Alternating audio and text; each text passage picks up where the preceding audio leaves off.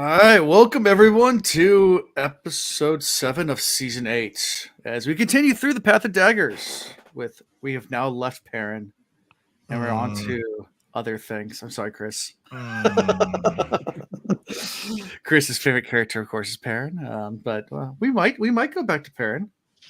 Yes. Yeah, we still know Matt. Sorry, Ian, but we have Omar tonight. Yay! So I like, Omar, are you like Matt? Is it an even swap? I love Matt and Perrin. Yeah. Oh, okay. Well, he'll fit right in. Thanks for coming on the show. Omar's from WatchSeries.com, who is the unofficial, like, everything Wheel of Time TV show. Drops all of the juicy stuff before anyone else finds it. They dig through and find all the leaks, I guess, or not the official leaks, I guess it would be. I may not actually watch, but I do see the titles and the little thumbnails, and I'm like, I wonder what they're talking about today. Yeah, so in 2 years, I'll go back and listen. Yeah, so for everything, the TV show, Watch Series does all of it. So you guys catch it all. I mean, there's not much you guys miss with your team. I work with the Geekiary, Sarah and Lane and myself, and honestly, that's what we do. It's we look for stuff to satisfy our addiction, and what we can share, we do. Because we all look for that stuff too. We've read the books time and many times, and the show is an extension, and it just fills in the emptiness in everyone's hearts, ours first and foremost. So yeah, but which we love to put it out there so we can talk about it to everybody. Cool. Good well, deal. If it's filling emptiness in hearts, I need a triple portion these days. Yeah. Send that shit my way. Speaking of which, season 2 finally hits. Watch party, that'll be September 1st. Yeah, coming soon. Trailer right around the corner. Trailer guide on is right around the corner. Some point coming up soon. I'm guessing New York Comic Con. Do you guys have predictions on that, or is it going to be WatCon? I know WatCon's kind of a smaller venue, but do you guys have any thoughts on what? I'm sorry. Trailer. Trailer. I mean, there's a very detailed spreadsheet that Geekiary puts out every now and again that shows all the Amazon shows and when they drop their trailer before the show. It looks like probably sometime this month, hopefully. We don't have any knowledge really, but it looks like probably towards the end of this month or maybe early next. So okay. And when's New York Comic Con? That's coming up soon, isn't it? No, New York Comic Con. I'm actually, believe it or not, I'm going to be attending New York Comic Con as actual press. I don't believe that I can't believe they actually gave me a pass. But but that will be, I think, in October after the show. After the show. Is that what you do for a living? No, not at all. This is just all pretend, and somebody believed me. So it is October 12th. Yeah. Okay, so that's after the fact. Never mind. Not gonna be New York Comic Con. So, is there any other big cons going on this summer? Yeah, San Diego. San Diego. That's the one that they'll probably, if they're gonna do anything, they'll probably do it. Oh, sure. That's gigantic. Yeah. Yeah. So, and everyone drops everything during the San Diego Comic Con. Yeah. So, sounds good. Cool.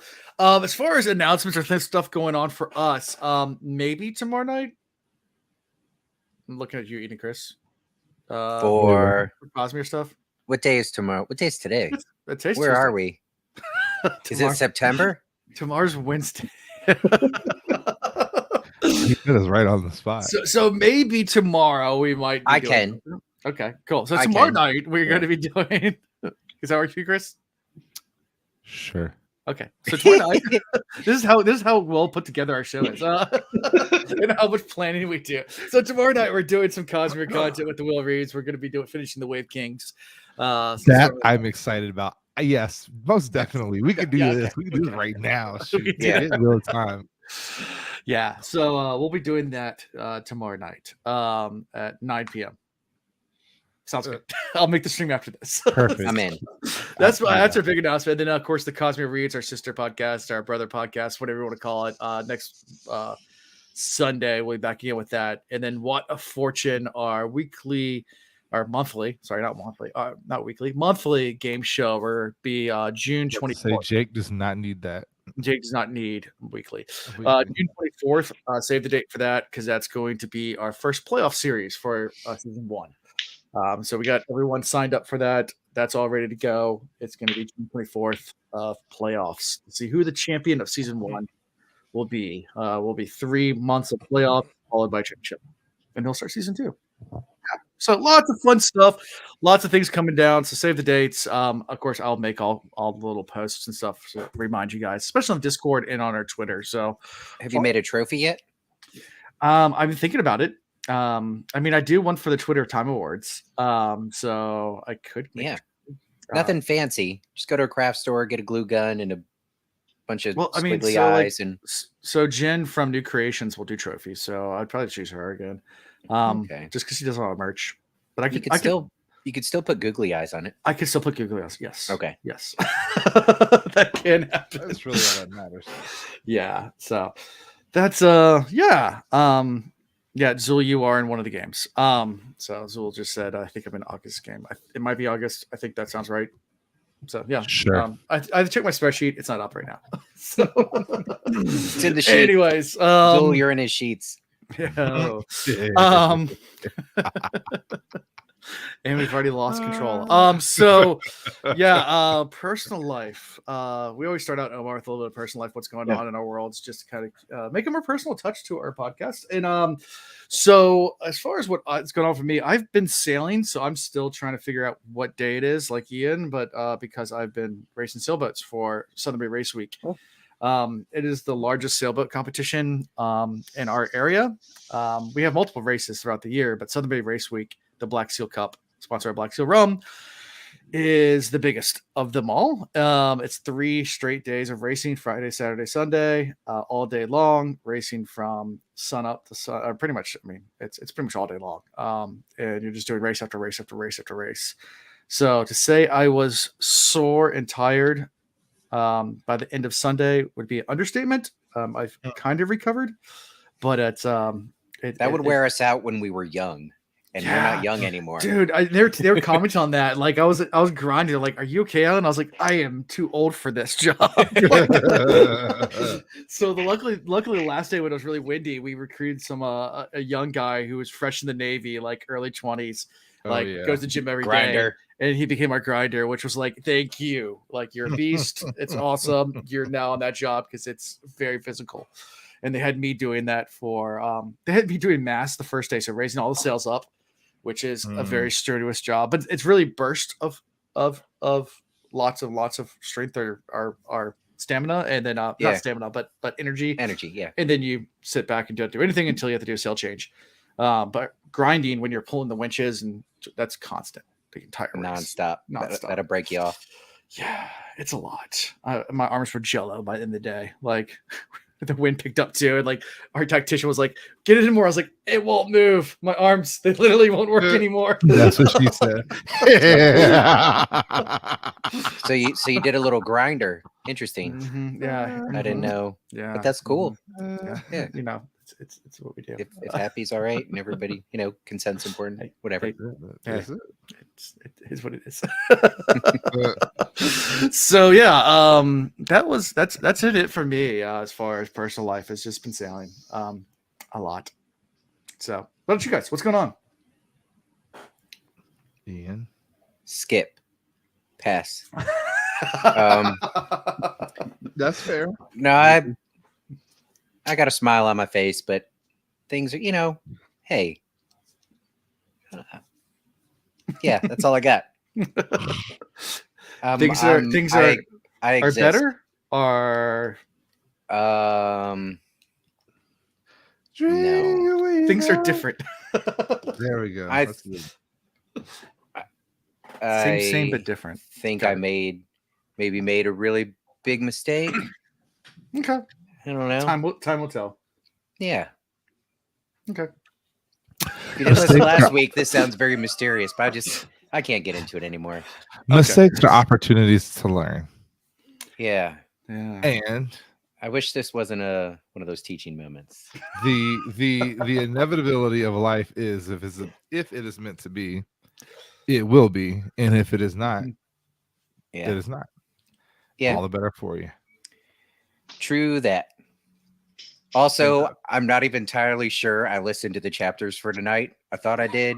But when she said we're away from Perrin, I was like, shit, where are we? I don't know. No, I think So you did when we listen start to- talking, we'll see. I think you did what I did. I listened literally the next day and then went an entire week, and I'm like, fuck, did I read? I hope that's the case. Am I allowed to drop the F-bomb on YouTube? I guess we'll learn. We did it the very first podcast. I mean, I was on podcast. I think it's fine. Well, Omar, I'm sorry. We're a little... No. Sometimes it comes out. Have Not you listened always. to any of our shows? Right. This is us. That's how I talk to myself. So don't worry. Okay. But no, I was like, I read ahead, and now it's all gone. It'll come back. I promise. Okay. It will. We'll get Okay, in. so I dropped pictures in the Patreon only, Mhm. but my nephew graduated, y'all. Oh my god, like he just Yay. huge celebration. Like he got through high school. I think he might actually come out with something close to a 3.0, which Lord Jesus, Nice. that would be like a prayer answered. I know everybody's like 3.0, that's nothing these days, but Hey. for a kid who is struggling with either ADHD or autism, which my sister would not have diagnosed, like it is from kindergarten all the way through. Teachers have pushed and pushed and pushed, and he has all of the symptoms. And I may or may not have tried some like different techniques I've learned in my teaching career to help him get his life together, with the lens that he is either one of the two, and the different styles of teaching and things that I have coached teachers to do with him have helped him to this point where he's graduated and he's going to school, tuition and fees and room and board paid for it, and that includes Nice. the man. So Very nice. literally the only thing he'll have to borrow for is books. Okay. So I mean that and his like dorm room stuff. So he's like super excited to be able to Just do the Ian cheat code, which is like get your class schedule and then see what books are assigned for each class. And the first day of classes, go to the library, check out all the textbooks, and then keep on renewing them the entire semester. It's cheaper. It's cheaper. You just have to be fast and get it first, and then don't give them back. Well, I'm hoping we'll be able. He's going into physical therapy, so a lot of what we're going to be getting, he's going to want to keep so he can continually review. But the English books and stuff like that, that's a phenomenal idea. But so I spent my weekend. I spent my week driving to Virginia, then driving all around Virginia between graduations and graduation gatherings and seeing family, and then like flew out of there real quick on Sunday and got back home so that I could be back and ready for things on Monday. But in that whole kerfluffle of happiness, there was like moments where I had to deal with my mom, which I've briefly talked about it here and there. But you give somebody a chance and you just try to make things better and try to make things work, and then just all it takes is one thing for it all to blow up in your face. So I'm like, you know what? I respectfully exited my mother's life for the last time, I think. Again, there's that situation where relationships are important and they're worthwhile. Then you'll stick into it and you'll keep working at it, and the work won't be one-sided. And then if it's not, then just fucking be done with it. So that's 2 for the night. I won't say any more. Sounds good. YouTube gods. I've got a few more left in me. I'm gonna use them at just the right moment, and if I don't at the end, I'll just sign off with it. You only get 1 per episode for PG-13 rating. Otherwise, it's tonight you can edit one out. NC-17. Mature audiences only. There you go. All right. Which still, by the way, Star Wars Episode 3.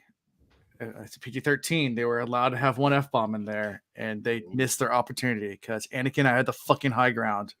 Yeah, that would have been great. They used it with R2D2 like 20 times. They got away with it. Yeah, they got away with it. All right, you guys. Omar, do you got anything you want to add? Anything new, spicy coming up as far as news? What news? Or anything We're personal working. life? No, honestly, personal life actually just family and doing. Finally got to where I've been trying to put together just to look up for all the cast members announced and unannounced. Oh, It's half done. It's up on the website. It's got okay. cool filters where you can filter by Two Rivers, Aes Sedai, Aja Color, and whatnot. So just Okay. hoping to finish Wow, that that's this week. awesome. And That's- then long do automations for What News so we can get more news. So we're Okay. working on, yeah, we have a couple stories hopefully coming up either later this week or next week. So yeah, but that's pretty much it. Awesome. All right. Cool. Content. Woo! All right. Let's hop right into Path of Daggers, chapter 12, which Content. is new alliances. Yeah. Okay, now I remember. I read the first word. Yeah. That's Yep. all back. Yep. Yeah, Okay. yeah, with Grindel. Yeah, with Grindel. Grindel. That- All yeah. right. Okay, Ian did read it. Okay, cool. All Yeah. right. So And we kind of guessed around close to not quite nail on the head, but we almost guessed this, Chris. Yeah. We I danced got around it. got some questions coming up here. So it starts with Grindel, and she's looking around her, I guess where she is, her palace or whatever she's in, and she has her pretties in her transparent robes, and she's admiring her pretty people that she's compelled to do whatever she wants. And she's in the process of forging a letter to someone named Rodel Alterado. So Alterada. before we Say even it go fine. that far, Mhm. this age was frightful, usually primitive and uncomfortable. How many ages has she come back into? And when they come out of the wheel, do they come out in different ages each time? No, then she knows it from the previous age. I mean, before the breakings, the previous The age. way she said it is like she Yeah. kept like she spun out. It seems like this has happened more than before, one. and she's experienced this Well, before. it is a wheel. Yeah. So does it mean she gets put out at different times? Yes, but how does the wheel work? Yeah. Does it have That's worth Omar. spokes? Do they ever change the tires? Yeah. What's the proper PSI? This is the third age, called the third age by some. Age long ago. The age yet to- Okay. Boo you. By some, like, Omar. are Not we Alex. going with third age because Yeah, it's at least 50% of the people, or like a lot of people call it a lot of different things? Well, Yeah. people What is suspect that the first stage is this is our timeline now. It's where we are today. Earth. Earth. That's the first age. First But- stage is yeah. today. We're in the first stage. And the second age is once they discovered the one power, and it's the Age of Legends. And then the breaking, and then you're in the third age, which is where the book takes place. Yeah, but this Okay. doesn't happen over and over again. Is it like a fourth and a fifth and There's a sixth? 7, And the seventh, and then it resets. Yeah. and then it resets. Ah. There's 7 ages, and then it resets. But I So think as far as the Forsaken, they are so full of themselves that their age is the age. So Right. whenever they say this age, it's just always, this crappy age compared to the one that we were in because they were so great and mighty. You I answered have that noticed too a little well. bit of arrogance with the Yeah, just- Forsaken or the Chosen. Just a Pretty tiny, good vote. tiny bit. You tiny answered that very well without a spoiler. I don't like that. bit. Right. I feel like he's prepared to deal with first time readers. He is like he's like That was stone so cold. calm and comfortable. He's like, "Yeah, I got this. And she seals this letter with King Al-Salam's seal. And Nazarene, who is a close cousin to the king, is who's going to deliver the message, of course, is compelled.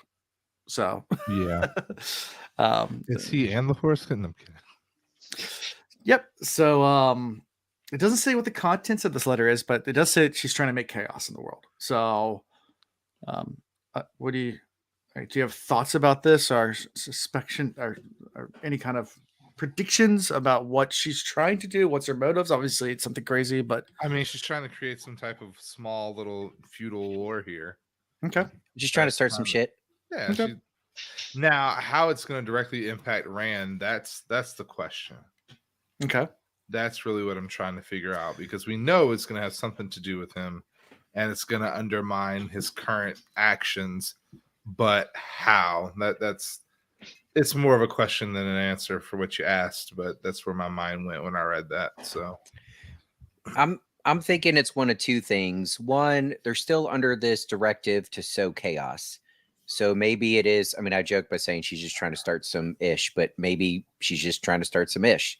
Mm-hmm. But Grendel, we get the feeling that she is, I mean, like all of them, she's very full of herself. She wants power herself, and she plots, and she works with her partnerships with other Forsaken and plays people against each other. And we talked about how with Samuel dead that she had to come up with a new plan. Mm-hmm. So it may not Right. necessarily be, it could be a selfish move. Maybe it's not a total chaotic move. Something to garnish more power or to, Yeah. I completely influence. agree with that, because I feel like she too is trying to get herself into the position to enable us. Mhm. So it's going to be Right. something to benefit the Dark Lord overall. That's going to really undermine Rand's actions, so that Mhm. when the time comes for him to pick, prior to 2 or 3 pages after this, Right. when it comes to him picking Enablus, like, her name is up there because she's done so much Right. to create this chaos in his name. So Okay. Yeah. I mean, yeah, she's working angles. That's Mhm. Grendel's mode of operation. Definitely. Actually, Grendel works curves, not angles. Yeah. There you go. That's Oh. No, sorry. She's a very voluptuous woman, as they say. That's- So But that's an appropriate like metaphor of how she works, mhm. She's not super direct in her actions, she kind of Yeah. works her way around and She likes her is still pretty things. powerful. Oh yeah. Yeah. And she goes into great lengths to disguise this letter to make it legit. Obviously it has this whole thing. Oh yeah, gray man killed. Killed the Yeah. person who wrote, or the king that wrote the message, and Yeah. put some real. Sprinkle a little blood on it. Because I'm not sure if they've rediscovered how to figure out in this age whether they can tell the difference between animal blood and human blood. Make sure it's authentic, just in case. Right. I don't think they can. And she refers to the Oshermen as puppies. These little puppies, Oshermen, that are a little problem, and Randolph Thor is another little problem. Everything to her is just a little problem. We'll get through all this. There's just little problems. Yeah. Definitely full of herself. Speaking from experience, don't underestimate the little problems, especially when there's a lot of them. Because one day shit might blow up in your life, and The little problems become large. ta-da! Yeah. Gosh. A lot of little things. I will be honest. So I'm going to say this because I have come to terms with it. And don't burn me at the stake, people. But the whole pronoun situation, like calling people by different pronouns, personally, I have never really cared. It's not like, oh my goodness, it shouldn't matter. Oh my god. For me, it's just like, be who you want. Be called what you want. I don't care. Yeah. Me, myself, and I want to be called Lord Emperor. Sure. And of course, as Yes, you my guys lord. know, I think with the pronouns, that's more the point, is that people do care, and that's why I don't understand why. And so, like, to be fair, my wife is in DEI work, and she is a huge advocate for equity and equality. Oh, sure. And 100%. so for me to say these things, for me, it's a very small thing. Like, I don't care. Be called what you want. I'll love you for it. I'll call you what you want. Yeah. Call me what I want. But my wife is like, that's not a pronoun, Chris. I'm like, I don't understand the rules. I don't get it. Like, a pronoun's a person, place. Like, it takes the place of a noun. Mind you, those two words are actually nouns. We did look them up. Yeah. But over the course of 2.5 years, this has gotten to her enough to where she finally just like blew up on me. And I wouldn't say it was an argument because it was very one-sided. She said what she had to say, and I said, I hear you, I understand you. I will be done with this because you are right. Like, I identify as what I was born as. Therefore, for me, nobody's really holding me down for it. Yeah. Sure. But for me to make light of the situation is not fair.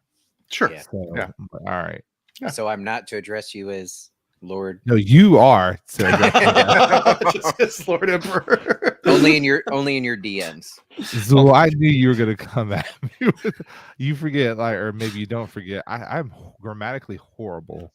Like, I can speak words very well and make them sound phenomenal, but when it comes to my writing, my teachers knew I came from Newport News Public School. Yeah. Both of my degree, all three of my degrees, Grammar? my teachers were like, "Yeah, your grammar absolutely sucks." And parts of a sentence, I don't know how I passed the SOL, nor do I know how I passed the SAT. No, yeah. I really don't. I'm did well for no reason. mildly dyslexic, so that definitely hurts me sometimes when it comes to grammar. So, And my grandmother hates it because she has perfect grammar. Like, she is the grammar queen. yeah. But that's why she wrote all my papers. All the way through 12th grade and some of college. There you go. I hear the thoughts, she wrote the words, and that's why I taught math. Correct. That's why you taught math. Yeah. So after the messenger leaves, a gateway then opens up and a bell rings, which is courteous. And Grendel looks, Did they ring the bell first before opening the gateway? Abruptly, a vertical slash of silver appears at the far end of the room, right against the tapestries hanging between the heavy gilded mirrors.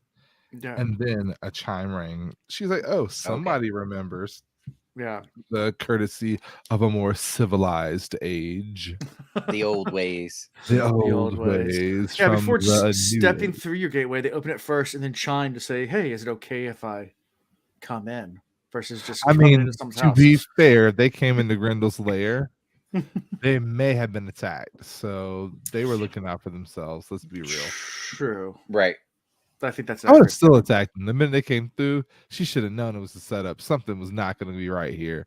For somebody to actually come through and be courteous to her, nobody else has. We get a new character right here. I mean, so Megiddian steps in, and then a silver-haired woman named Sindane comes as well. Ooh, it's Lanfear. Oh, it's who? Lanfear. Wifey is back. And her name means last chance in the old tongue. It's like, who would name their daughter Last Chance? But yeah, so Sindane comes through, and Grendel's taken back by just how Sindane, she thinks is just a dark friend, maybe someone that can channel like a dark Aes Sedai, Black Aja, but she how called her a foolish girl. Yeah, how pompous she is, and how she just kind of takes control. It's like, listen, this is what we're doing. And Grendel's like, who are you? Know who you're talking to? Is this another person that got trapped in the mind thingy like Megiddian? Like Gideon? He does have two of them. We don't know who's in the second one. The mind traps, yeah. We don't know. Okay. What do you think, Omar? What do you think? Yeah, what are your thoughts, Omar? If you had to guess. To be honest, I haven't read the books. So Part of me thinks you're serious because you have such a great poker face. No, but I'm a big Cawthon fan, and we don't like to read. So I started, never finished. But yeah, I'll play poker. We can play spades. But Megiddian has a Korsuvra, right? I don't know who the second person is. Could be Sindane. We don't find out this chapter, do we? No. Okay. No, we don't. But we could. Yeah. Depends on what you and Alan reveal to us. No, we do not. But yeah, it comes with news. Megiddian comes with news saying that, hey, a Nablus has been named. It's this Morden guy. And Grendel's like, who the hell is this guy? Like, you know, he wasn't even on the radar. He's not even. He wasn't in the running. He's not even a name of Forsaken. Like, it's this random dude. He's named. He's like, the Great Lord says he's the new Nablus, so you're gonna have to bow down to him. And Grendel thinks they're just like playing her. Like, she's just like, this is all bullshit. Yeah, she quickly embraces the power, does her enchantments, whatever. Well, I mean, they first tested Grendel. They were like, hey, did you know that Samal is dead? And she's like, oh really? I didn't know. I suspected, but I wasn't sure. That's silly person. He's always doing silly things. was bound to He used happen. to visit me every now and then. He would upset me. You guys don't want to do that, right? Like you and your friend are just here to idle chit chat. Mm-hmm. Yep. By the way, Alan, was there a Nameless in the Age of Legends, or do we know that even? I don't know if it's listed, if it's been said yet, if there was. Yeah. And honestly, I don't remember who would have been. Well, I suspect who it would have been, but yeah. Yeah. And then they asked her about the weather. Like, hey, Yeah. who do you think the Nameless was in the past age? Omar? I don't know. Like the question is, did they It's a all genuine just start? question. Yeah, maybe they all started thinking Nameless because the end times are near, and before it wasn't. Yeah. In that age, they're just like, because it's kind of like we don't talk about Nameless, and now we all want to be Nameless kind of thing. At least that's how I got it from the book We up to don't this talk point. about But Nameless. Nameless, no.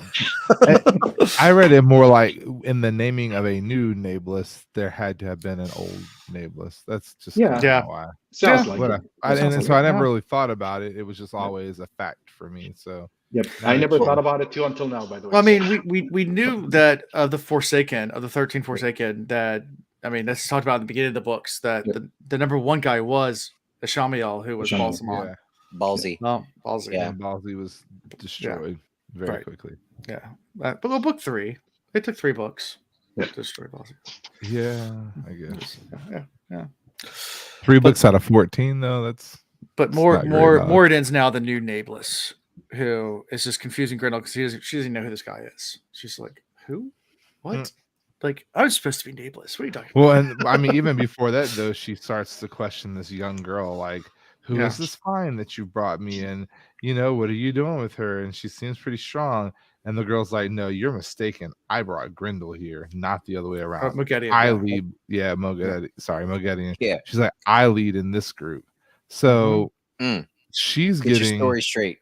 a couple of different like quick bouts of knowledge here, because we find out that a new Nameless has been named, and it's somebody that's new to the group, and we have this woman who is new to the group. Now, mind you, I mean, she does use the female power, so I was gonna say maybe it was one of those people brought back from the dead.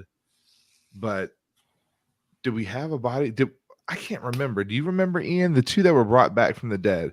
Were they both the same gender? One was a man that went into In a woman's female body. Yeah, the other one's a man that went into a And- man's body. Yeah, A there man was that went man to to a man. man. Okay. So then, Osengar and she's- Asengar.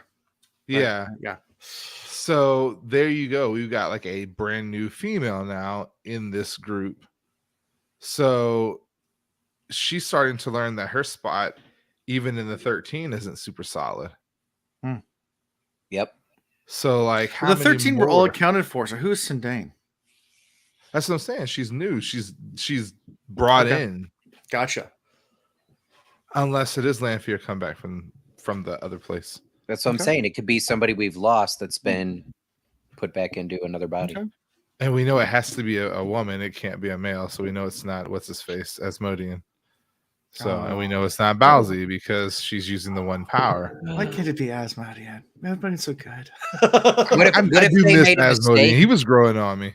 Yeah. What if because Moraine and Lanfear like went through that thing together, what if somehow like it's either a combo of the 2 that they put into this woman, or maybe it's actually Moraine, like they try to get Lanfear but put Moraine in there? Okay. Moraine's not strong enough in the power. Like blending What? souls together? That's an interesting something like concept or theory. Okay. Oh. Yeah. Huh. Bum, bum, bum. Interesting. Sure. I won't co-sign on that one though. Okay. Maybe that's why they were so confident that like Moraine and Lanfear are not coming back, because we were talking about them individually. Yeah, well, Together, they have Together. merged. yes, fusion, Super And they are Saiyan back. fusion. They did a little Okay. dance. Okay. Nice. I do like Yeah. that theory, though. Okay. All right. So, anyways, as all this is happening, someone shows up in the dark shadows of the room, not through gateway, just disappears, and it's our good friend Shadar Haran, the giant mergehole who's super creepy. Well, I mean, before let's put the full context though. We have Grendel, who's like, this is preposterous. Mhm. A man I've never heard of has been named the Great Lord's Regent on Earth. Then she's like, Mogedion, what do you get out of this? Like, do you take me for a half-wit? So she's like, outright, I don't believe you. I'm not going to answer this person. You know, all of a sudden, everybody's starting to channel. And then there's like pleading from Mogedion, like, you have to believe me. Like, I need you to just trust me on this You're one. gonna get us And all then, killed. Like, stop it. boom, everybody's blocked. Yeah. Like, no more power. Power don't just get cuts to off from everybody. Yeah. So talk about like the fear there, going from having the power and being connected and feeling the energy and just having that confidence that it gives you. It's like sobering up. Like, you get that liquid courage, you know you're gonna do some great things, and then that one thing happens, you're like, oh, you lose it all. Well, And she Grendel got compelled sobered them up first, real right? quick. Huh? Grendel compelled them first, right? Yeah. Oh yeah, she tried to. She was trying to tried take to- charge of the situation. Yeah. So now, not only did she like lose her power, she's created 2 new powerful enemies. Yeah. Well, and so Chris, that's the perfect setup, because when he starts talking and when Grendel realizes like he's in the room, it's not like he comes in and lashes out like, "Oh, you God, my messenger said that I'm in charge and you doubt me." No, he's totally calm, like creepy, like cool. Besides crushing the 2 swords as he walks in, like right. But like he just does that as a demonstration, because the first thing he says is like, "I kind of figured you might not believe my messengers, so I'm here to show you myself." Squish. And like, destroys a couple of her pretties, and there's nothing Riddle could do about it. So it like he gives the air of like, not only is he super powerful because he just cut everybody off and whatnot, but I get the feeling like that's not even him using an ounce of his power. Like that was his pinky finger of power, and he was able to dominate all of them. So pretty cool. How did he know when to come is the question. Like the wolves, we come. But So he was probably watching the whole thing, like well, it says he literally came from a strange black sphere of a strange sphere of black light come from it, not from what? This book is misprinted. Anyway, there was a strange ball of black light. So who knows like how long that had been in the shadows. Yeah. He was just probably sitting there chilling, just watching, like, okay. See how it's handled. Yeah. So he comes in and he introduces himself to Grendel, because Grendel's never met him. Of course, Mogedion and Sindane obviously have, because they're immediately prostrate on the ground, kneeling down, shaking, shivering. Yeah, and Grendel's like, "So you are a messenger of the Great Lord?" He's like, "I am the hand of the Dark One." Himself. It's like, you will obey me in every single which way. And and when I speak to you, it's like, the Great Lord's speaking to you. Speaking to you, Yeah, in his gravelly voice. And Grendel like actually kind of like bucks on it a little bit, kind of like, and even ask her to kneel to him, and she's like, "Well, I would kneel to you, but obviously you're not the Great Lord. You're just the hand. So I can't give you as high honor as him. So how should I address you then?" And he just laughs. He's just like, "Yeah, you're clever. Okay." She I like your style. She just didn't, recognize him. Like she wanted him to claim the title that the others had given him. Because if he doesn't claim it, then the others are just assuming. Right. But she's still got a shot. Right. Had not considered that. I like Grendel for this. And he didn't. He told her that you could just call me whatever his name is, right? Yeah. Should I call? She said, "Should I call you the Great Master or prefer another title?" And he just laughed. "You are braver than most and wiser. Shaidar Haran will do for you, so long as you remember who I am. So long as you do not let bravery overcome your fear too far."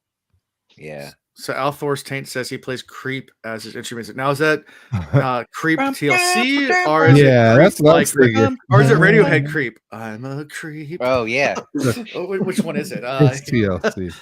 It's I say Radiohead. Just creeping on the down. I wonder if somebody's Everybody attempted a mesh of those two songs. There's got to You be should. a way. I don't have those skills. No. Neither do I. Yeah. Didn't mean we can't attempt it. Yeah. Oh, he said Radiohead. I gotta listen to that one. Radiohead Creep, yeah. You Oh, he said Radiohead. Okay, yeah. Because I'm a creep. I'm a little weirdo. Okay. So yeah, and then he gives his orders and says, "Yeah, you have your new master, Morden, and one of you are to visit him."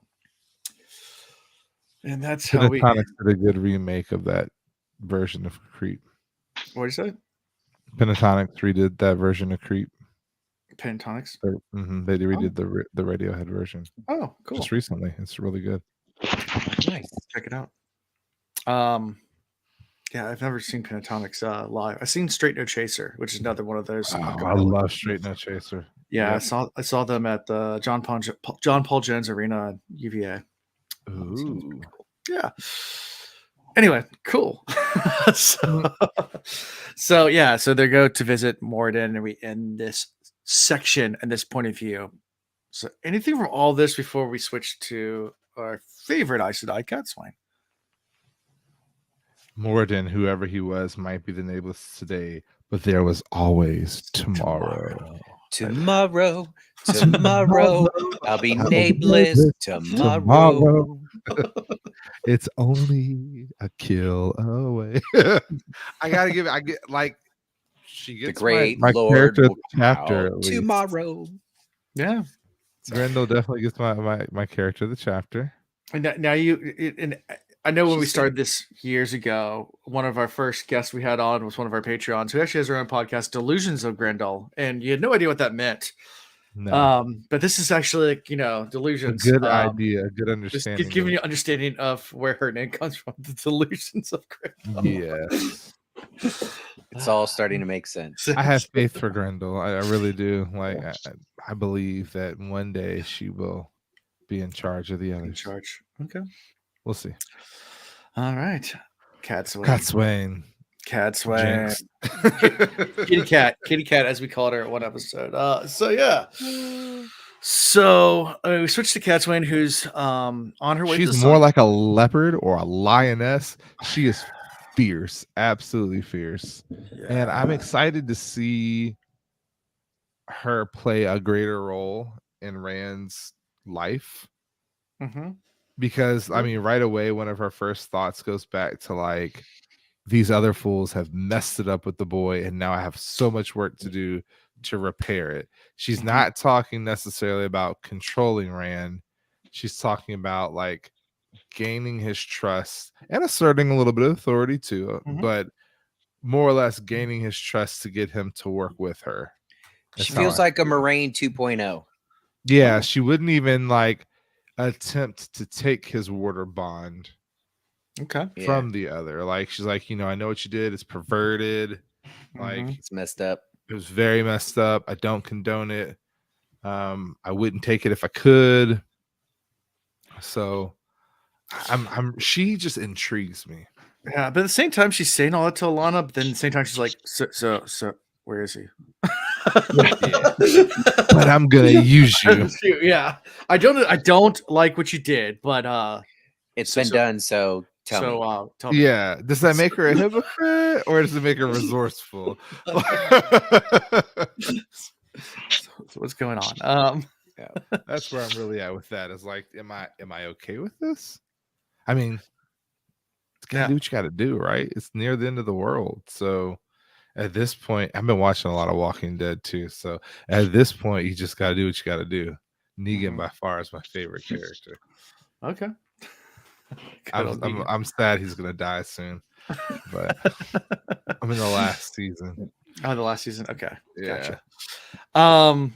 Yeah. So I mean, that's really the bulk of this section is her talking to Alana and trying to figure out, around where Alana is or where Rand is by using Alana, but also, kind of putting Alana in her place about everything. In addition, she's really confused about where Rand learned how to travel. It's been lost since the breaking. She says, Right, the Aes Sedai haven't been known how to travel since the breaking. Like, this is crazy that he knows how to do this. Who taught him that? I mean, they still don't know that he had Asmodean at all. So, yeah, no one does. I mean, I think Right. Moraine knew, but knew, knew. Moraine But and I think- Lan.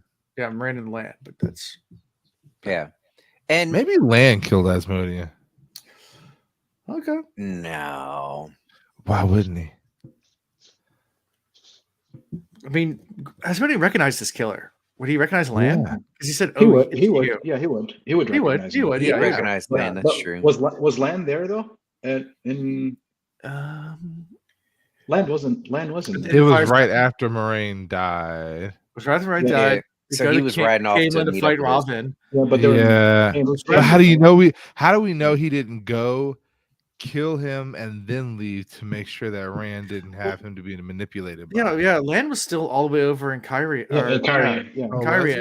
and then they traveled to Andor to Camelin to fight Robin, and that's where Asmodean died. Was in Yeah, and Land was kind of compelled to Okay, go yeah, away, that's right? to go the other Yeah, way. Yeah, no, you're right. Yeah. Yeah. There've been two. It's been a while. I'm just trying Yeah. to create something new.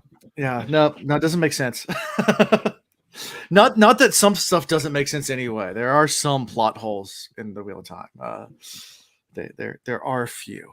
Who do you think Strange. killed him then? Who killed Asmodean? Maybe I it's will tell this. you Maybe it's this new two- Nameless. It is told. When? Ooh. That's the point.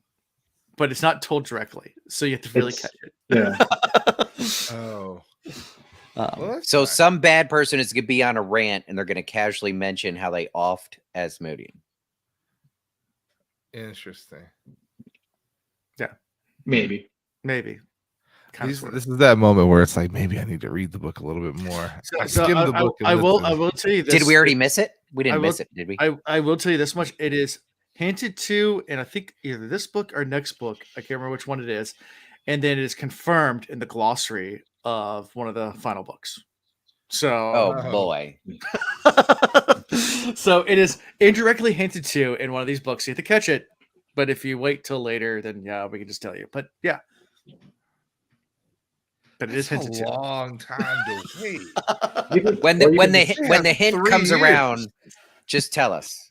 When we get Yes. when the hint happens, if we don't catch it, ask some leading questions. But If you tell don't us. catch it, then maybe 2 episodes later I'll tell you.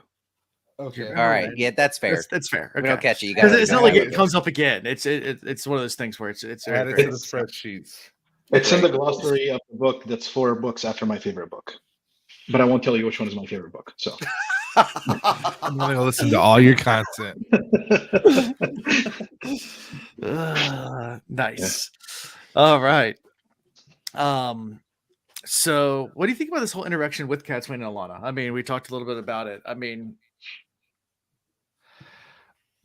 Again, Cadsuane kind of seems a little hypocritical here, but she's also got a big job to do. yeah. it's just very- And she's good at what she does, and I think that what she does is going to benefit Rand and the world in a large way. So, like, we want to forgive her hypocrisy for that. And Mhm. Jordan writes characters very well, and he Right. likes to play with our emotions and make us love characters that we would otherwise dislike. So, Sure. I don't know that I'd use the word hypocrisy. I don't mind the way she's going about things here. I think she just recognizes she reminds me, she's operating kind of like how Moraine and Swan did early on, when like they were the only ones that knew like Rand was a dragon reborn. you mean manipulatively? Yeah, and we went back and forth on that. Yes, they We were did. manipulating, but like for the good of the world, I won't say for Rand's good, but for the good of the world. Like I think they believed in their mission, right?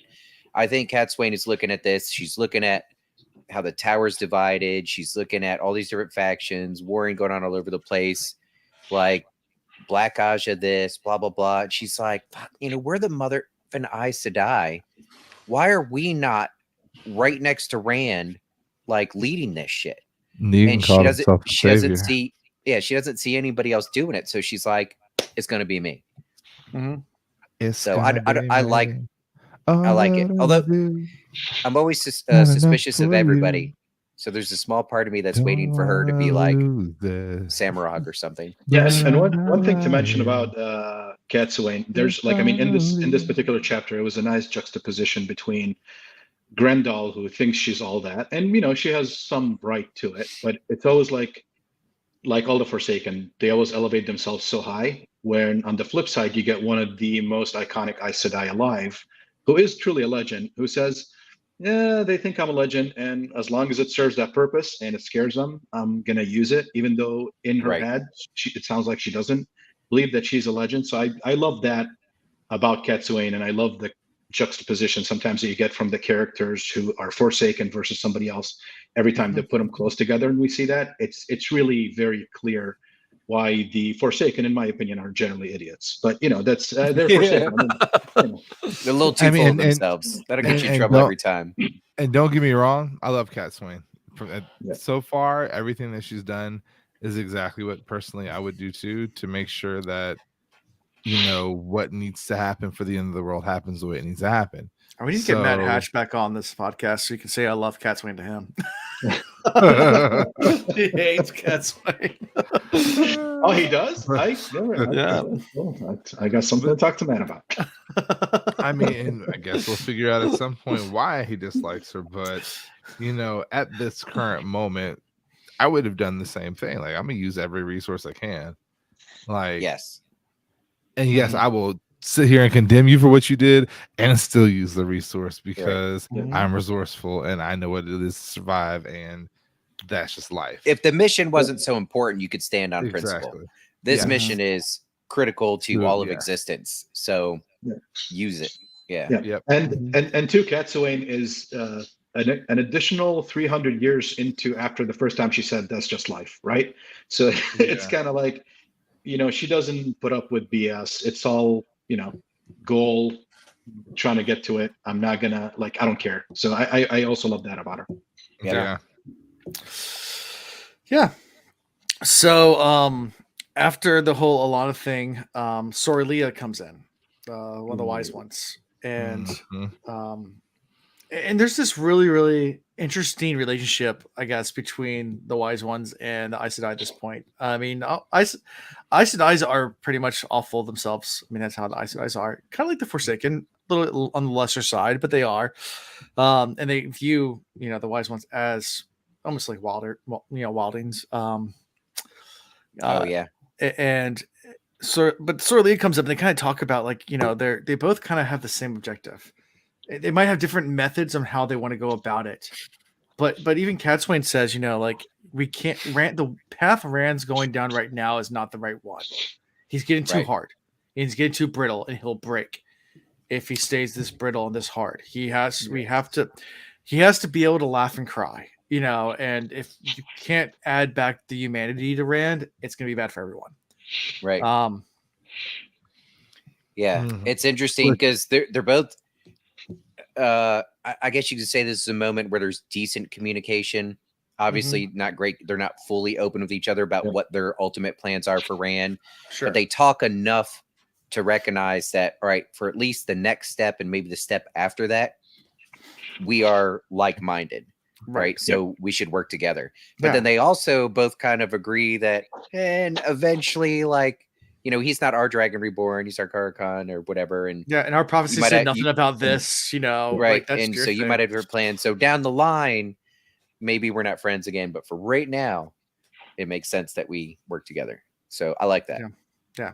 And I did find it interesting. And I didn't really think about it before it was just blatantly stated. Why are their prophecies so different? Like,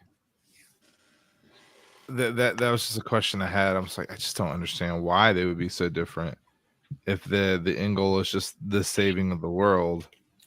I know at the breaking they were all different groups that became different people, so maybe it has something to do with that. You look at multiple cultures around the world that have similar events happen to them, whether it's a global type event, and they're all going to be different. So whenever you're writing prophecy, Same, and but you different. have some, yeah, whenever you're having prophecy or any kind of historical context that's written from different perspectives, same thing with prophecy goes. It's definitely written through the lens of that individual and that culture.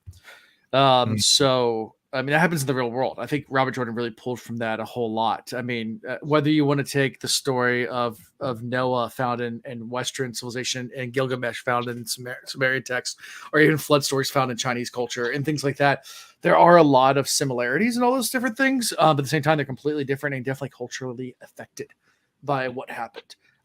So you can find similarities, like you're saying, same, different. And I think Robert Jordan took that aspect of our world and intertwined this into the prophecies, where you have the Aiel who are going to form their own culture based on their surroundings and their culture, and their prophecies around that, versus the West, or the wetlands, and their way of thinking. I mean, everything to them surrounds around the breaking and the Aes Sedai, and what the Aes Sedai history is, because that's the White Tower is what writes history in that time, versus everything that's written in Brienne. And their central of culture is going to be a completely different interpretation. Yeah. And the Sea Folk are going to have a completely different interpretation. They have their own prophecy. Yeah. So every single culture group has their own prophecy. I think at the end, they all kind of somewhat come together, but the ways they come together are completely different based on their own culture biases. I just took a long time to explain something. I think, I honestly think if you unify the prophecies, they would not get to where they need to get to. They need to conflict. If they don't, it's the pattern doesn't work it's not really just weaving one gray sweater, right? It's everybody got to dress different, and then we're all going to show up to the party at the end, and that's the path that we got to take. I just don't see, like, it's almost like by design that there has to be that difference so we can have the kind of conversation that Sorlia will have with Cadsuane. Because otherwise they're always on the same team, and one kills everybody else who's like them, and they take over. Right. Yeah. That's deep. So there it is. I didn't read the books. Let's remember that. So Right. Does it say while you're at it, how did it end? Batman saves Gotham City. Honestly, what's his name? Who's left from the Grendel buys Twitter. That's how it ends, I guess. Grendel buys Twitter. The Seals are weekend, and Grendel buys Twitter. So, and then Sorlia, as a kind of an olive branch, teaches Cadsuane how to travel, which Cadsuane's completely taken aback, like in shock, like trying to memorize this as quick as possible. Like, holy crap! The one thing that I talked about, like, how do we even know how to do it? Someone in my own mist that's been in my own camp knows how to do this. Like, I can learn this right now. Yeah. And she thinks, like, I don't need it right now. I mean, I could travel, and she even thinks I could travel to Rand right now, but I need to make him come to me. I need to make it so it's on his terms, manipulating not him again. In a way, but Well, I mean, I understand where she's coming from there. If she comes and like forces his hand, she's trying to soften him. If that's going to harden him more. And don't get me wrong, I completely agree with her. Like, I'm just being that way. That's why I get those Moraine vibes, because you remember she finally made that transition of like, all right, I can't push anymore, I can't force anymore. I got to try and like get him to want to need me. She's just smarter than Moraine. She's lived longer. More experienced, maybe a little more wiser. Yeah, wiser. But let's remember, I mean, Moraine wanted Rand to do things. It sounds like we find out in this chapter that Cadsuane wants Rand to be a certain way, not to do anything in particular, right? Sure. I think she knows he's got to do what he's got to do. She's not guiding him in that regard. She just wants him to be like, laugh and cry, right? And again, you gotta stay sane long enough to be able to accomplish the mission. She needs him to have empathy. That way he doesn't make the wrong decision. I had to bring this up. I forgot. Where does the wise ones learn to travel? If you don't remember, A Farce Knows, where Avienda discovers it accidentally, and it's a very sexy scene. It's an igloo. You should go back and reread that right away. how the wise ones figure out how to travel. Yeah, need is the key. Yeah. Need is the key. I need There's to an get igloo you involved. alone in this snow. It's not an igloo. Oh yeah, it's a Quincy. Yeah, we There you go. did. We determined that from Canadians. That's That, science. Igloo is blocks of ice, whereas a Quincy is a dugout of snow. So it's definitely a Quincy. Oh, Yeah. So rather than the igloo, it's actually it's a quickie Quincy. The quickie Quincy. Is that what Quincy Quickie. The Quincy Yeah. quickie. That's what we called it. Yeah. So, yeah. So that's how we end this chapter. She figures that out. They do the water oath, and they agree that they're going to try to steer Rand to greener pastures and a more softer approach. At least soften him, so he doesn't get too hard and bitter. The kinder, gentler Aes Sedai. Yeah. I offer you water oath. By this we are bound, one to teach Rand al'Thor laughter and tears. We are bound as one. Oh, Hey, Yeah. you get nothing better than that from an Aiel. Swearing over. Probably true. should That's like probably us in talk the darkest specifics story. about like. by the way, You need to define like what type of laughter are we going for here, and Especially what kind with of Aes tears Sedai, do you want them we to cry? know. Yeah. We Right. know. Well, you just want you want the laugh so hard you cry. Like the Ian driving on a roundabout. Yeah, Dan, I think Oh you yeah, are for the right. 20th They time. did. We were being facetious. They did learn from the Aes Sedai and Tel and Riyadh. Yes, you were right. But in our version, Okay. they learned from Avienda. Yeah. Good point. Okay. Yeah. Because Avienda still can't travel very well. We learned that way back right Sure. before Yep. everybody got smashed by the. So there's Zul to correct us again. So yes, Aes Thank you, Sedai taught Zul. him. Thank you, Zul.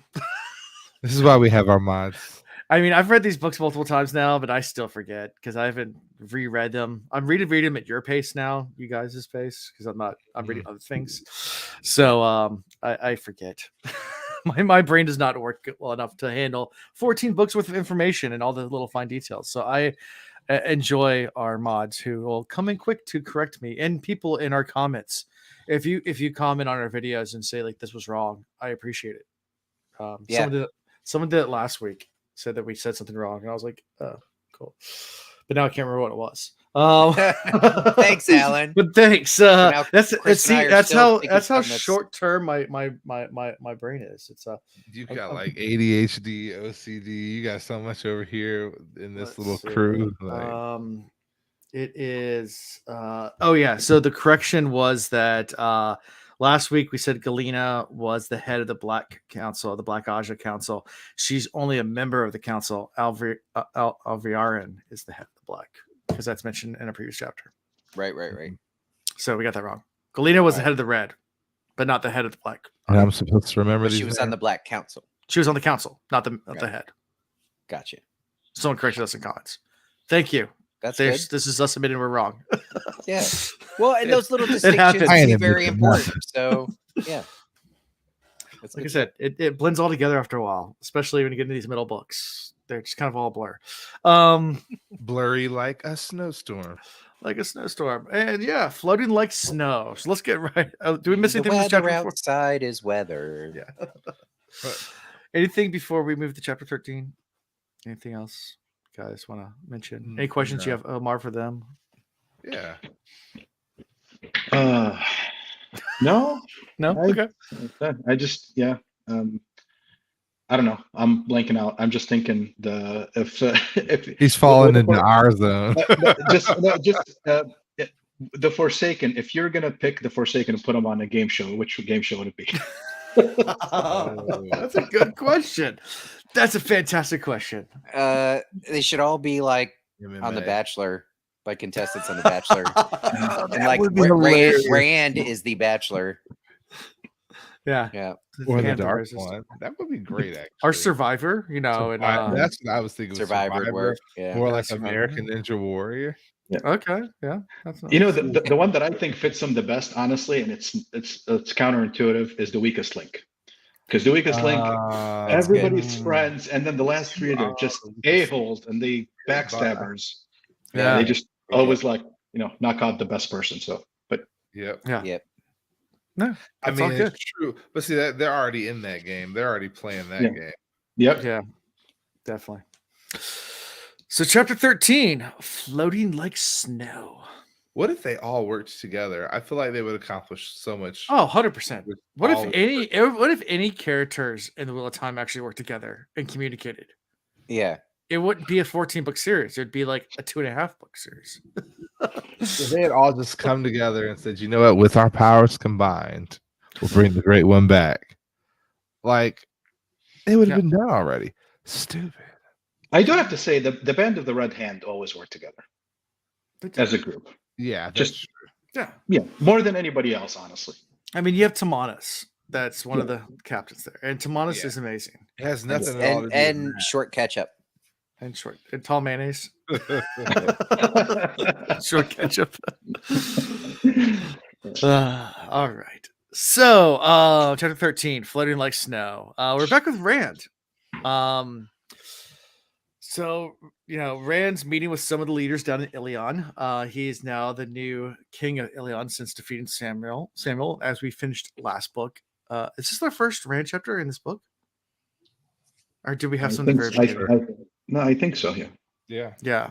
Yeah, the rest It were might- like Elaine, Avienda, and stuff like that. And Yeah, it was a lady in Avienda. Yeah, so it's And then we have, Karen. The chapters.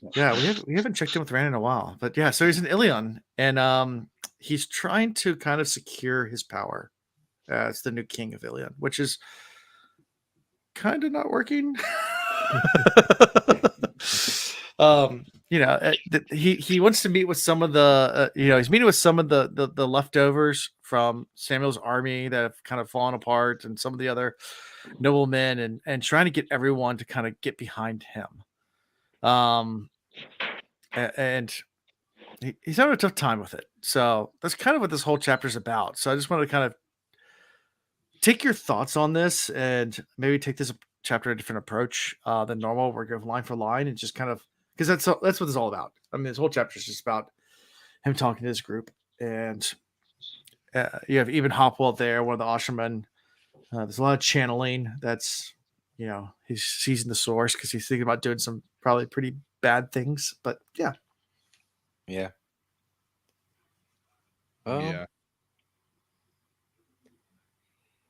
It's interesting that we have the chapter before this with Cadsuane recognizing that like Rand needs help, and then we get into this chapter and you just look at the people that are in the room right now with Rand.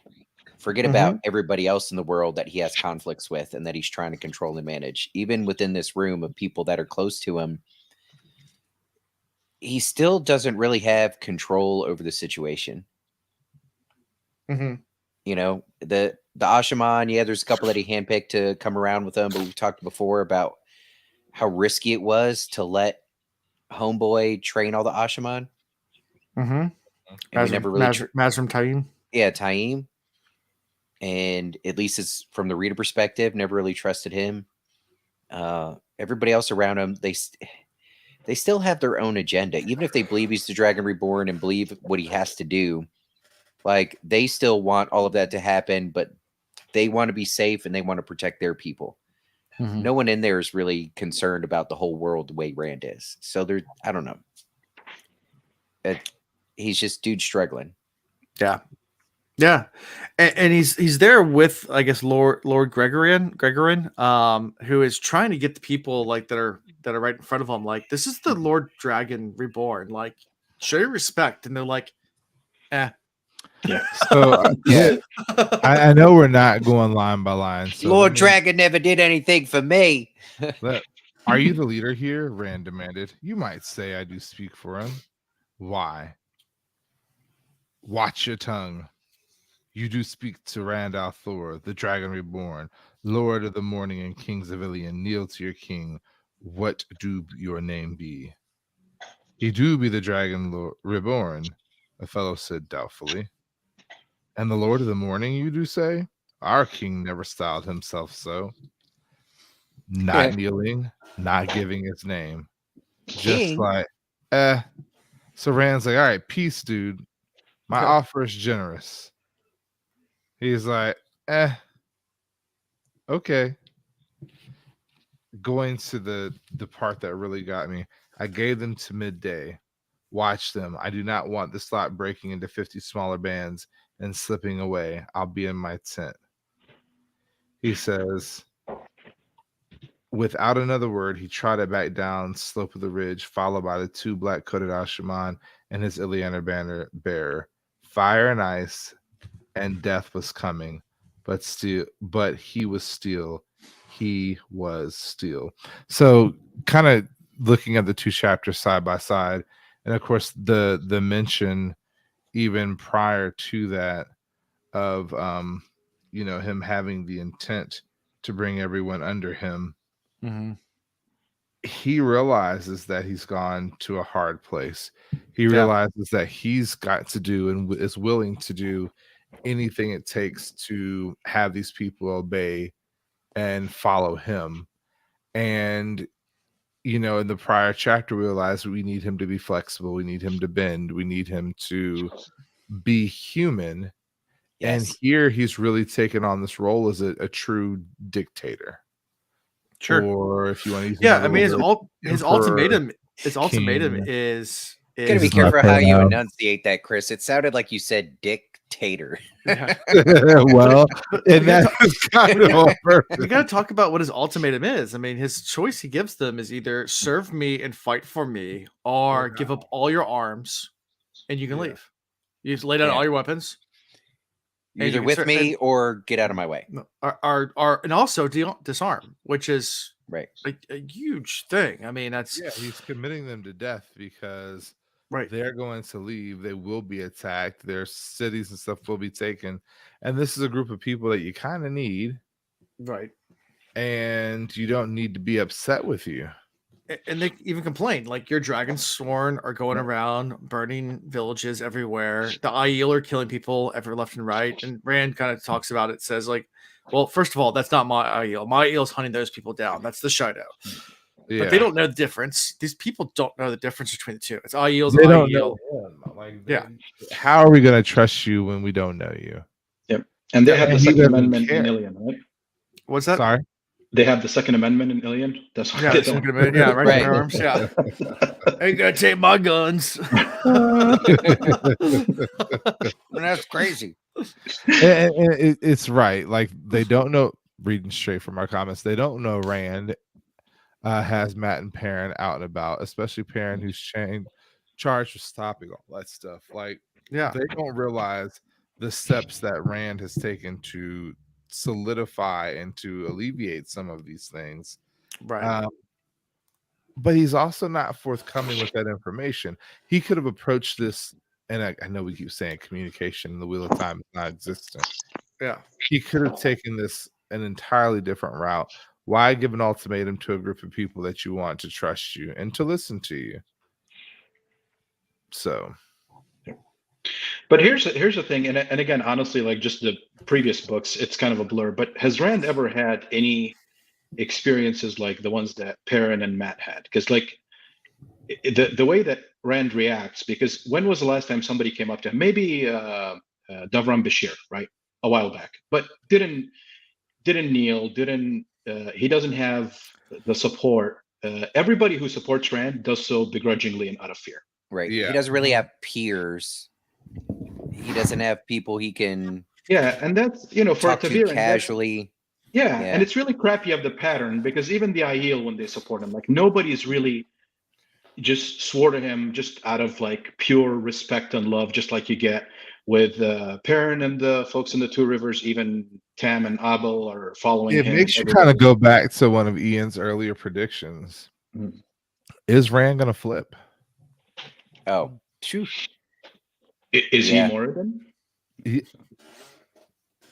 I mean, is he going to become the Dark One? Yeah. Maybe the last battle is that battle within. That would be a crazy one chapter all about his internal struggle. Yeah. That would be You canon. have to write from a really dark place. Yeah.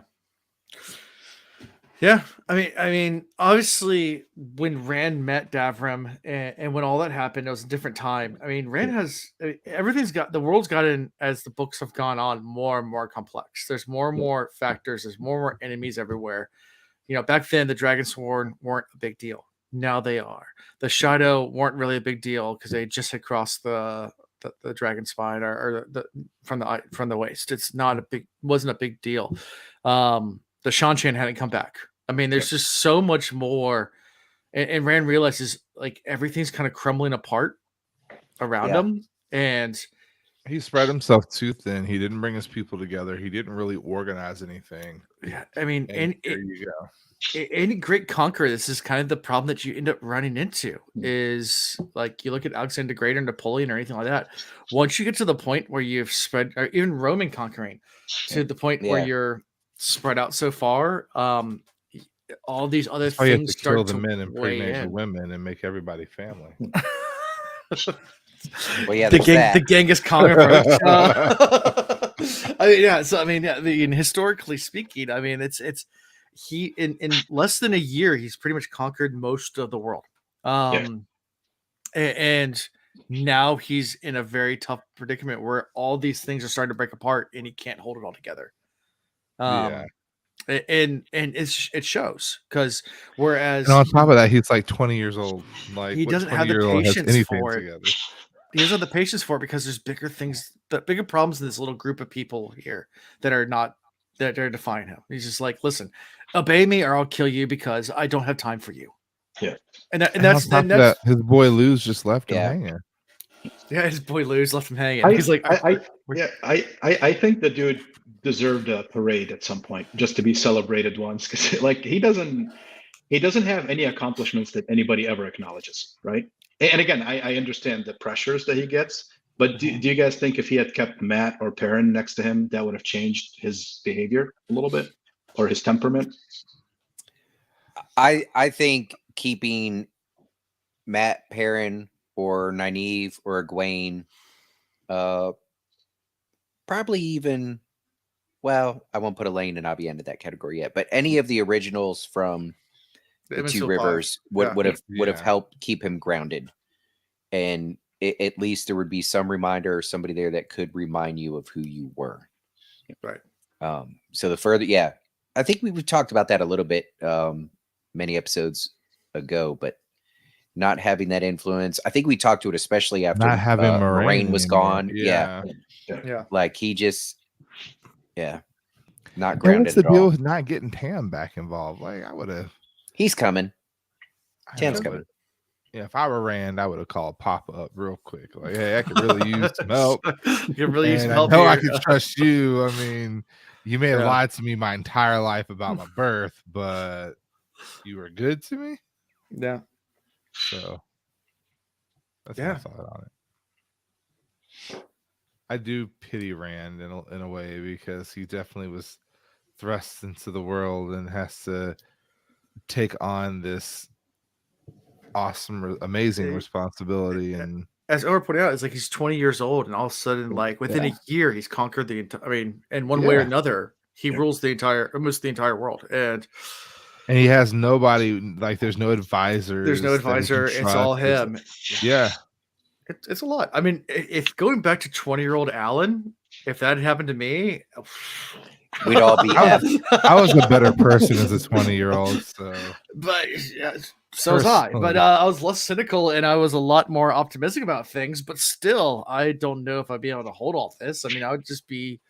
I can sympathize with Rand a little bit here, like because he's on the verge of breaking. I think that's what, like you said, these chapters go really well together because you see Cadsuane saying we need to save Rand, and you're like, what do you save him from? And then it goes to this scene where it's like, I am steel, I am brittle, and this is the way, or die.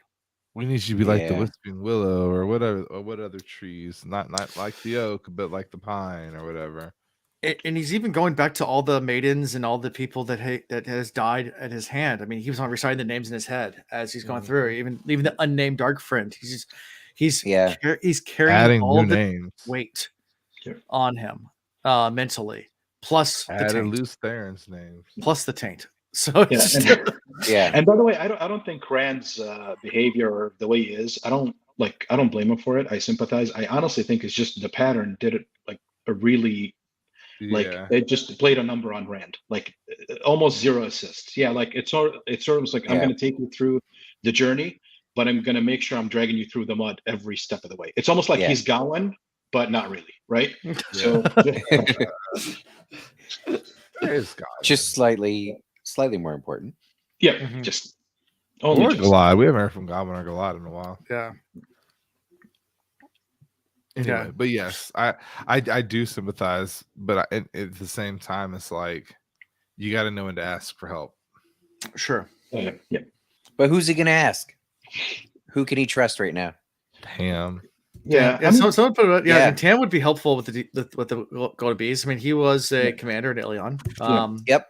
Yeah. So, but again, Rand probably didn't want his dad near him because he would have been killed, obviously. So just keep all your loved ones away. And honestly, Right, Rand try and did ask protect for them. help, but sometimes people don't necessarily ask for the right help because he asked for like where he sent Perrin, that's help. Where he sent Matt, that's help. He's sending people to go help in other places, but he needed some help near him, and I think that's where he failed to understand that I need some support by me. Completely agree. yeah. Sometimes when things are not working out and there's lots of problems in your life, it is difficult to reach out and ask for help. Absolutely. Yeah. Mhm. But if you don't, shit can hit the fan. And you'll also get friends like me that'll just be like, just laugh at you and say, "That's funny." Yeah. At least you're funny enough when you do it that like it does help. It's a good chuckle. Yeah. Well, short-term help. A little short-term help. Yeah. No problems were solved, but I Yeah. laugh. Yeah. Ian needs some. Not Ian. Rand. He did ask Land to stay. Okay. But yeah, but Land's all booed out with naive. I don't think that's what's realistic. I mean, yeah, and the problem is with Rand right now as well is that there's a lot of trust issues. He doesn't trust the Aes Sedai at all because of the box. Yeah. So he's not going to ask any of them for help. So he's cut out that whole entire population. So that's not an option. I mean, obviously Matt and Perrin could be people there, but he has them on, like Amor said, on their own tasks that are very important to the overall cause. I mean, to what Rand wants to accomplish. Yeah, Rand's just by himself at this point. And maybe some abandonment issues by not having the voice in his head anymore. Yeah, he does have that too. He's like, am I crazy? Were you ever really there? Yeah, yep. Yeah. Yeah. Because Luz has even abandoned him. Yeah. Yep. That jerk. Yeah.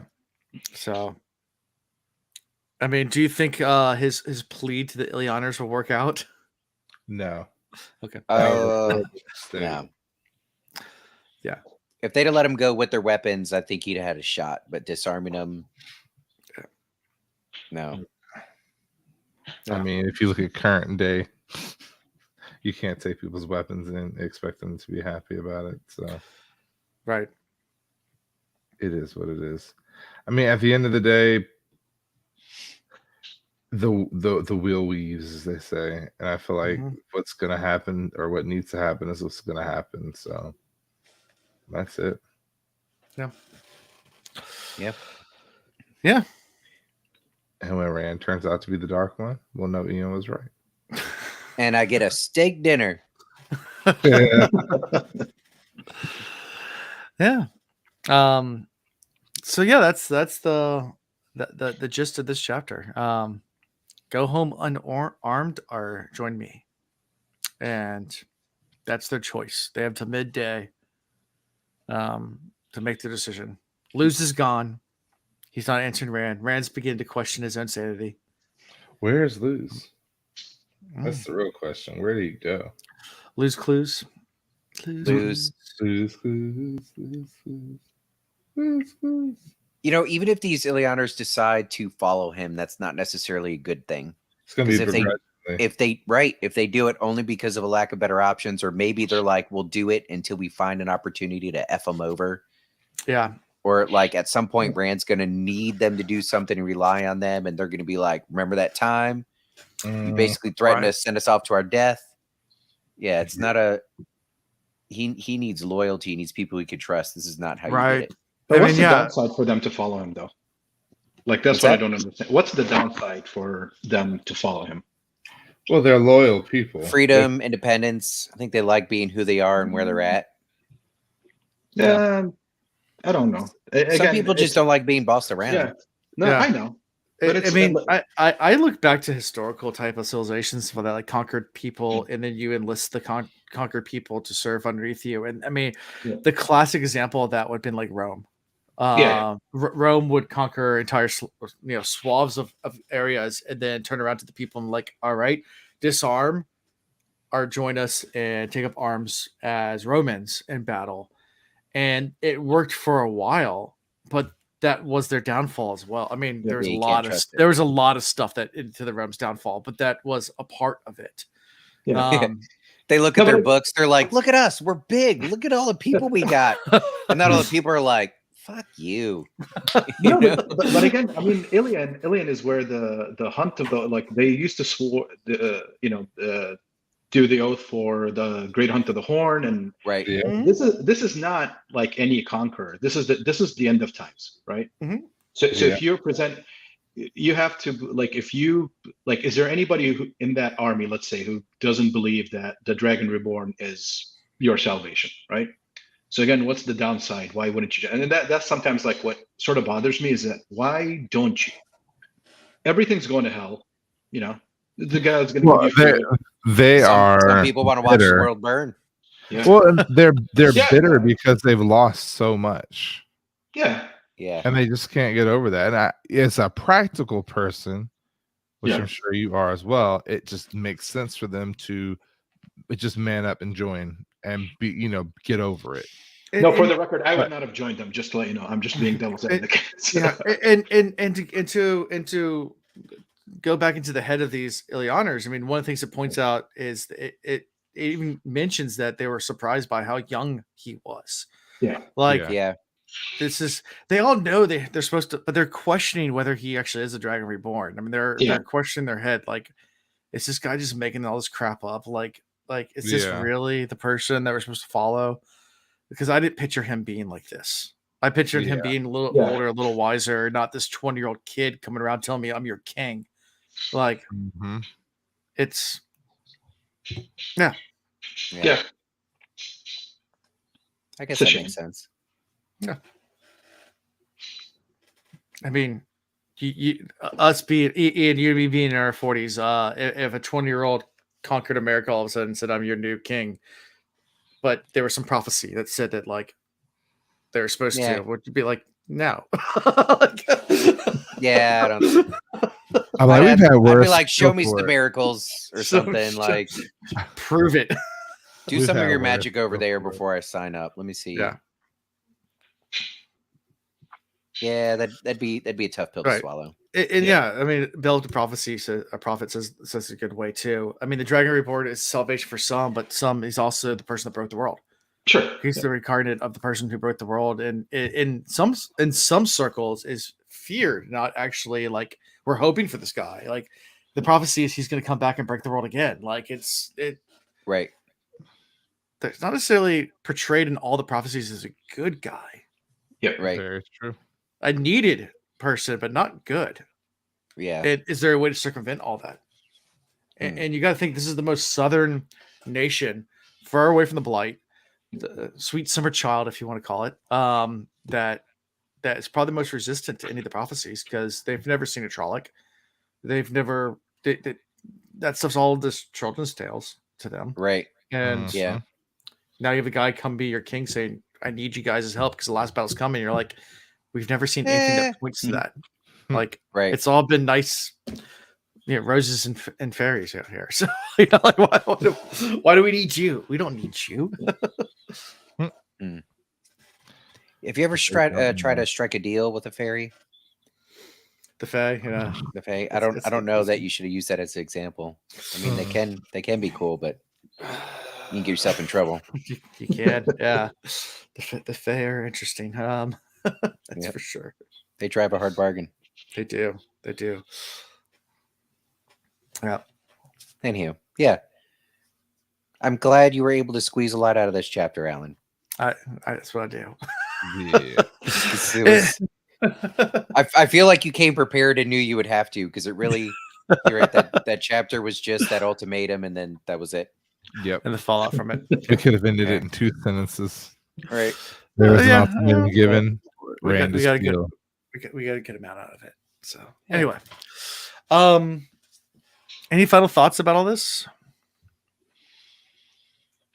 I hope Rand and Cadsuane can link up and help each other out. Interesting. Yeah, that'd be nice. I think Rand's gonna snap though. Gonna happen, but I'm more concerned about Luz right now, where he's been. I kind of miss him a little bit. So does Rand. Surprisingly, he does. Yeah. But no, in regards to these chapters, I really do. I like Rand's character. Have from the get-go. He Perrin's my favorite, but Rand is probably my second favorite. And I am hoping that Cadsuane is going to be able to help him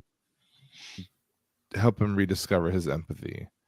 Okay. Like he really needs somebody to talk to. He needs somebody to kind of go through the healing process with, because he's lost a lot.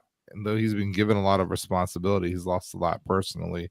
I mean, he's been robbed of the remaining portion of his childhood. The person he was in love with is now becoming, or is, the Amerlin seat, be it the false or the real one. We have yet to find out how the people vote. But everything that he knew about his world, he doesn't really know who his father or mother are. Like just the personal stuff. I always forget that part. And I can identify with some of these things, leaving your home.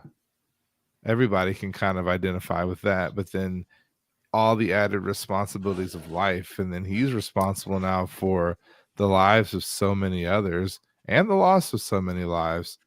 Like, I'm surprised he hasn't already completely snapped.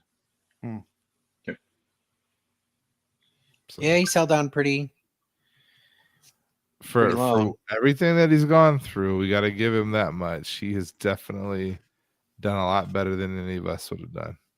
Yeah, absolutely, definitely. Yeah.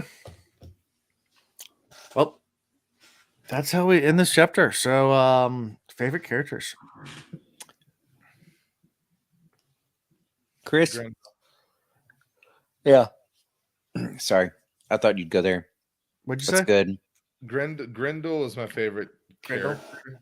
Okay. But outside of that, I'm gonna go ahead and give Rand his props for becoming the person he felt like he needed to be, with the limited knowledge, the limited understanding, all by himself.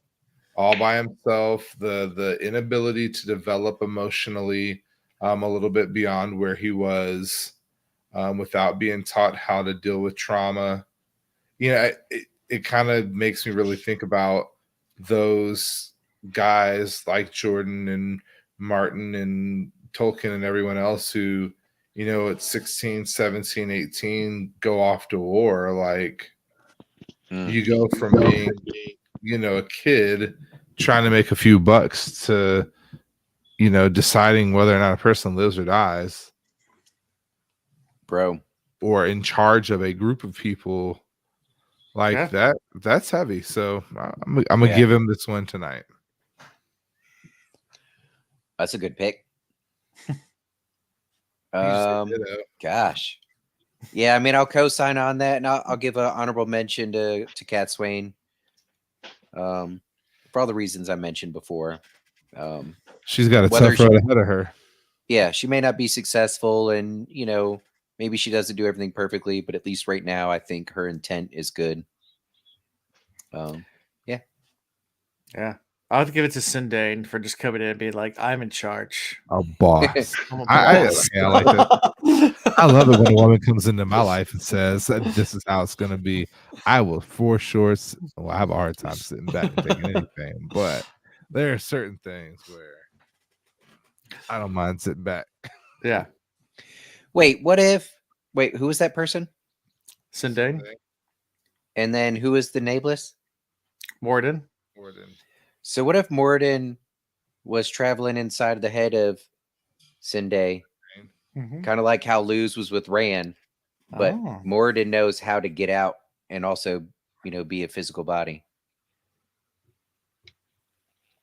I mean, we do know that the Traveler has a hard time being out, And that's why he just appeared. Okay. Like he was in her head. The Traveler guy, he has a hard time being out in the real world for long periods of time. Yeah. Maybe there is something there. The Watcher. The Watcher, that's the word I was Yeah. looking for. Yeah. The Stalker. I mean, he does do that too. Did we call him the Stalker at one point? Way back when. Yeah. Yeah. Any final questions or thoughts, Omar, you have for them, or thoughts, questions? Who's your favorite character in the next book? And why? Next yeah, book. Where do you think Cadsuane turns out to be good or bad, dark or light? Oh, light. Gosh, I always assume the worst now in people. I kind of feel like we're being set up that she's bad. I put air quotes on that, but yeah. No, I completely agree with you because the way Jordan's writing her, it gives off huge Moraine vibes. Like when we first met Moraine, we were anti-Moraine. Yeah. Yeah. Mhm. And now I'm ready for her to come back. Like, when is she coming back? Is it this book, next book? Like, we need Moraine to keep Rand straight. Yeah. To give him, to ground him a little bit. So, Mhm. oh, it's a trap. Be a different It's a soul setup. showing your body. Now you want to put a third person? Yeah, I mean, Yes. honestly, good or bad, I love Cadsuane. Who do you think Cadsuane would get along best with if the world isn't going to hell? Matt, Perrin, or Rand? Because does Matt even ever interact with her? Yeah, I think Matt would probably. I think she would appreciate Matt's wittiness. Yeah, I think her and Matt would be tight. I would agree. And I don't think they've met. No. I don't think so. I don't think so either. Yeah. Okay. Cool. Well, next week we'll be doing 2 chapters again. Chapter 14 and 15, which is Message from the Mahal. Ooh. Okay. Yeah. Which we already learned what that title is. Mhm. From our previous chapter. That's the head of the Ashaman, which is Master Taim. Mhm. He's calling himself the Mahal. So, message from The fact that he Taim. gives himself a title, bold. Yeah, bold. Yep. It screams, "Watch out, Rand." Yep. And then stronger than written law. It's a storm. You know a storm's coming. We got that warning a couple times. Storms are coming. But stronger than what?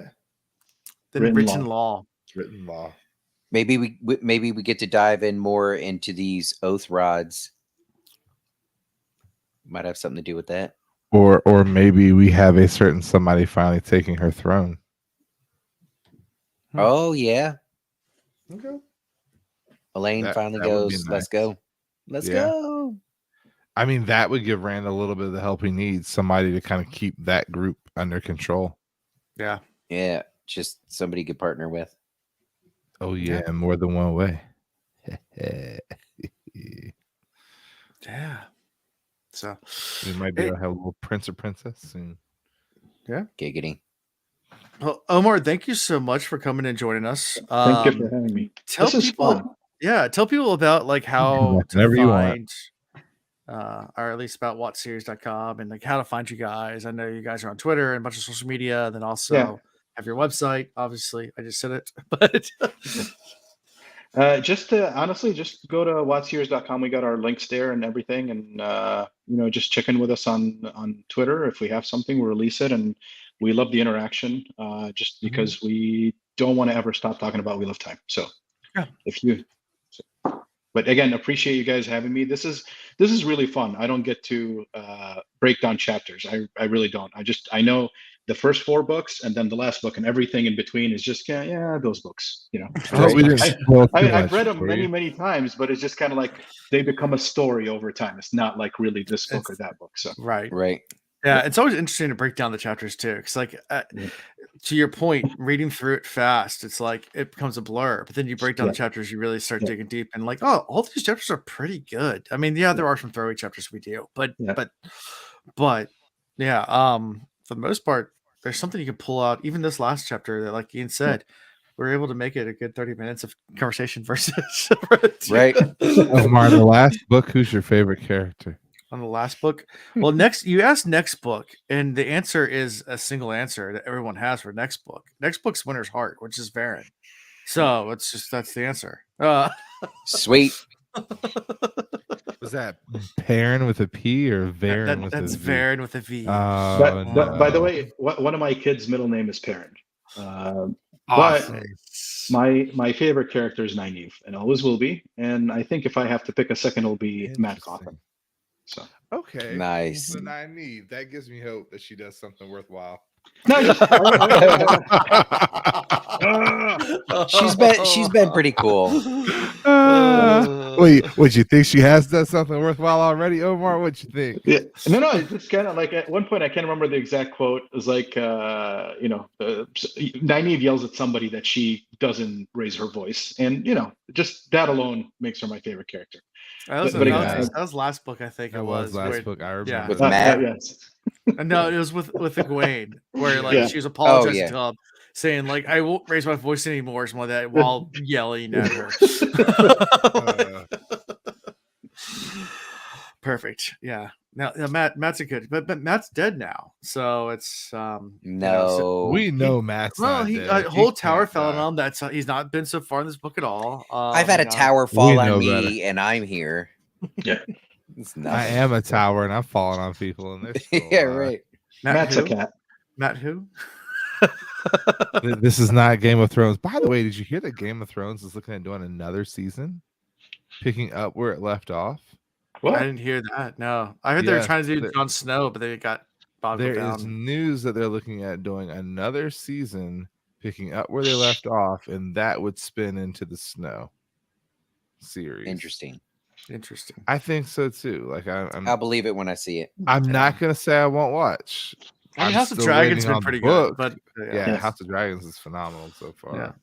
I haven't watched the last season of Game of Thrones. Don't waste your time. I mean, I know what happens. I will. It's just it's like number 18 on the list, so I'll get to it. Gotcha. Yep. I take that back. I did enjoy it until that last couple episodes where I'm like, did the budget get cut? Are we not paying enough for our subscription? They just rushed it. They rushed it. They didn't know where to go. They rushed it. Yeah, because George R. R. Martin has not finished writing, so they just made it up. Yeah. Well, apparently the next book. Did he say there's some new news about this next book? Right? There was some like a couple weeks ago. I have quit looking and listening. Yeah, there's some news about it saying that it actually is coming now. Well, he might have got it right. He may have gained a reader back. Yeah. We'll see. No, don't hold your breath. Yeah, they're doing a Jon Snow spinoff. Yeah, that's what the rumor, or that's what we've heard. But there's been also some problems with that too, from what I've heard. But anyway, enough Game of Thrones talk. Yeah, so find What Series at whatseries.com. How you can find us is at thewheelreads.com, where we have links to everything, like our Discord, our social media, all that fun stuff. Also, ways to support us. Just listening to us, of course, supports us a whole lot. But if you want to go the extra mile, we do have merchandise we sell. Lots of cool shirts. I am wearing a Flicker shirt that is Black Tower's merchandise, not ours, but we use the same provider. So, yeah, go check out our merch. And then support us on Patreon. It's a great way to support us. We are going to be doing more and more Patreon content. If you are a Patreon, you know that I've been sending out polls and trying to see what our patrons want. So it's a good time to join because more stuff is going to be coming. The number one thing that our patrons want are more live reactions, which is just a matter of time for all three of us. Do it. So we can do that. It's just we have to find time. So if you can create time, there is no we'll time. do more. There is no time. I will say that my wife and I have kind of committed ourselves to only doing an hour of TV a night. Oh. So that means that our time spent together at that point will be listening and or reading and board games and such. So, I'm sure she'd be open to doing a live reaction to readings another night a week, and I'll leave it at that. I just run too many podcasts. It's more me, not you guys. It's me. It's not you. It's me. It's just not you. It's me. I spend way too much time doing other things or doing podcast stuff. So, but with that said, we will be doing more of that. So if you guys want a chapter or particular spot that you want us to do a live reaction to, let us know, and I will try to make it happen. 50-word essay to me is in why that's the best chapter. Sure. Yeah. Like, subscribe, do all those great things, help the algorithm gods, and that's all I got for this week. So until next time. Peace. Okay, bye.